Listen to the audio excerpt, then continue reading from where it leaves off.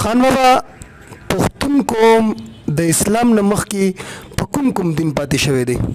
پښتون قوم د اسلام نه مخکې په کوم دین پاتې شوی دی؟ اعوذ بالله من الشیطان الرجیم، بسم الله الرحمن الرحیم. دومره خو تاسو خبر یې چې پښتون قوم چې دی نو دا د ادریس علیه السلام قوم دی. داغه په شریعت داغه په دستور باندې ولاړ دی پښتو، او په قومي توګه تر محمد رسول الله صلی الله علیه وسلم پورې دا د الله تعالی شان دی، دا د الله تعالی قدرت دی چې دی په قومي توګه بل دین د ادریس علیه السلام نو واخله تر محمد رسول الله صلی الله علیه وسلم پورې نه دی قبول کړي. که تاسو وګورئ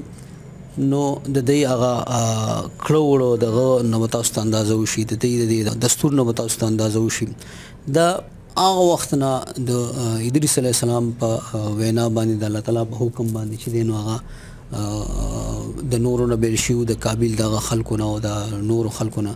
او لوړې ته ختلی. دا دغه هغه دغه چې را د دې د ډي ان اے چې دی نو په قومي توګه د پاک وساتل شي او د محمد رسول الله صلی الله علیه وسلم پورې چې دی نو دا یو قسم له یو صفا او ساتل شو، بلکې کمال هدا پورې دا ځکه خو چې دی نو په اسلام او پښتو کې که تاسو وګورئ مونږ هم بارها ویلي دي، خلکم په دې باندې کانې دي چې په اسلام چې دی نو هغه فطرتي دین دی، نو پښتو فطرتي قانون دی، دستور دی. او وجوهات دا دي چې دا هم د نیخ په نیغه د ادریس علیه السلام نه چې دی نو تر دې دمه پورې چې دی هغه صفا راغلی دي. بیا سوال به دام را پیدا کیږي چې دلته کې چونکې دا د سټوپاز دي وغیرہ وغیرہ داسې نور داسې دغه دي مندرونه دي یا د نور د دې اور پرستو دغه دي، نو هغه خو تاسو به کتلی وي چې چونکې دغه باچاهین هم تیرې شوي دي او احاسیرس ګوره څومره دغه د دې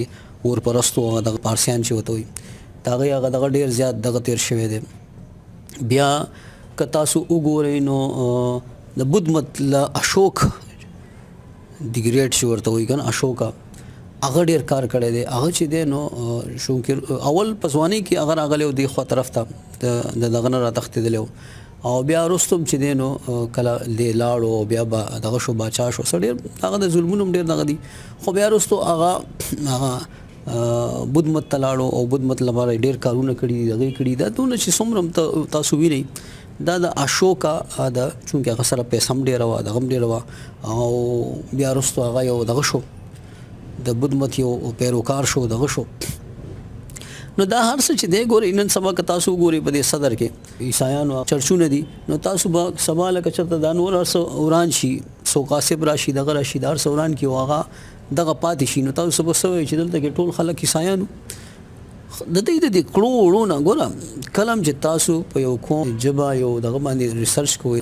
لټون کوئ نو د هغه کړو وړه به ګورئ، د هغه د ډي ان اے هغه اثرات د هغه هر څه به ګورئ، د هغه دود دستور به ګورئ، د هر څه چې تاسو راټولوئ نو تاسو ته بیا اندازه کېږي چې څه دي. نو دا خبره بالکل صفا ده چې یاره دا د ادریس علیه السلام